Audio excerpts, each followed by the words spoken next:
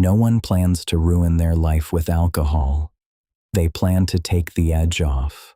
One drink to relax, one more to sleep, one more because tomorrow is hard. And slowly, the thing that helped you cope becomes the thing you need to cope. Alcohol doesn't destroy most lives through chaos. It destroys them through adjustment, through small shifts. You don't wake up unemployed. You don't wake up divorced. You don't wake up addicted. You wake up slightly more tired, slightly less sharp, slightly less motivated. And you tell yourself it's nothing, because technically, your life still works. That's what makes it dangerous. Alcohol is not powerful because it feels good. It's powerful because it removes friction. Stress, gone. Overthinking, muted. Loneliness, blurred.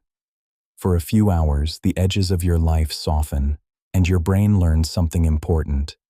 This is easier, not better, not healthier, easier.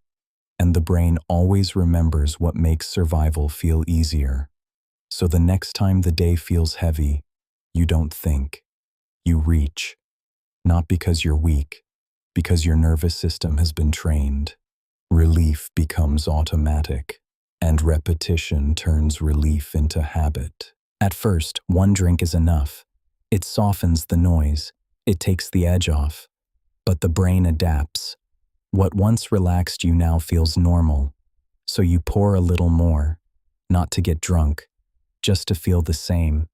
That's how tolerance works, not dramatically, gradually. 2 becomes standard, 3 becomes just tonight, 4 becomes I've had worse. And the scary part? Your life still looks fine. You're functioning, you're working, you're showing up, but something is shifting. The baseline of what feels normal is moving. And once your baseline moves, going back feels uncomfortable. So you don't go back. You adjust forward. Dependence doesn't start when you need alcohol to function. It starts when you need it to feel normal. When a bad day feels incomplete without a drink. When a good day feels unfinished without a drink.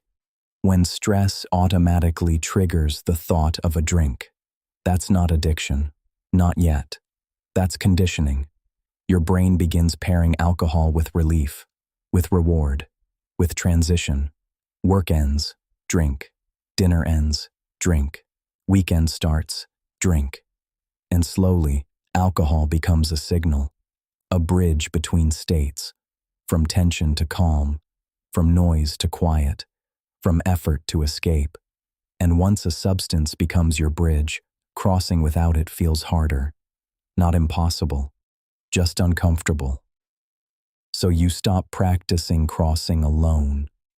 And that's where dependence grows. Not in chaos, in convenience. Alcohol doesn't just change how you feel, it changes who you connect with. At first, it's social, fun, easy. You laugh more, you talk more, you feel looser, and certain friendships start forming around that version of you. The relaxed version, the louder version, the less inhibited version. Nights out become the main way you bond. Drinks become the setting for every real conversation. Plans without alcohol feel unnecessary, and slowly, some relationships stop existing outside of it. You don't meet for coffee, you don't meet for a walk, you don't sit in silence and talk about real things. You meet to drink, because that's where everyone feels comfortable. But comfort built on intoxication has a limit. You don't see how compatible you are. You see how compatible you are under influence. And when alcohol becomes the glue, sobriety can feel awkward, quieter, more exposed. So you drink again, not just for yourself, for the connection. And that's how your social circle subtly reshapes itself. Not around growth, not around depth, around shared escape. The real cost of alcohol doesn't show up at night. It shows up in the morning, in the fog, in the slower thoughts, in the extra 40 minutes in bed you didn't plan. You're not destroyed. You're just slightly diminished, slightly less sharp, slightly less patient, slightly less driven. And that's enough, because ambition requires clarity, discipline requires energy, consistency requires stability, and alcohol quietly taxes all three, not by 50%, by 5, but 5%, repeated daily, compounds. You skip the workout. You postpone the idea. You delay the hard task. Not because you don't care, because you don't feel at full capacity. And when you operate below capacity long enough, your standards adjust.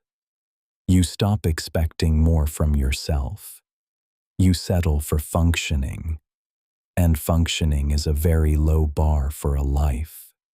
Over time, your definition of normal changes. A drink every weekend becomes a drink every Friday. Friday becomes Thursday. Thursday becomes just today. You don't notice the shift because each step feels justified. You worked hard. You deserve it. Everyone does it. And technically, nothing looks extreme. You're still functioning, still earning, still showing up, but your baseline is moving. What once felt excessive now feels average. What once felt optional now feels routine. And when routine forms around something that lowers your clarity, your entire life recalibrates downward. You don't aim as high. You don't push as hard. You don't expect as much from yourself. Not consciously, gradually. Because when your nervous system is regularly sedated, intensity feels overwhelming. Ambition feels tiring. Discipline feels rigid. Deep focus feels unnatural. So you choose manageable goals, safe goals, smaller goals, and you tell yourself you've matured, when in reality, you've adjusted to operate below your potential. Here's the uncomfortable truth. Alcohol rarely destroys your life in a dramatic collapse. It reshapes it quietly, by lowering your standards, by dulling your edge, by convincing you that good enough is enough. You won't remember most of the nights, but you will live with the mornings. You won't feel the erosion as it happens. You'll feel the distance years later, the distance between who you are and who you could have been with full clarity, full energy, full intention. This isn't about never drinking. It's about asking a harder question. If relief is always one glass away, are you building resilience or avoiding it? Because the version of you who can sit with stress, with boredom, with discomfort, without reaching for escape, is a different person entirely. And the direction of your life is decided in those small, invisible moments, not at parties, not at rock bottom, but in the quiet decision after a long day, when nobody is watching, when nobody is clapping, when it's just you and the choice.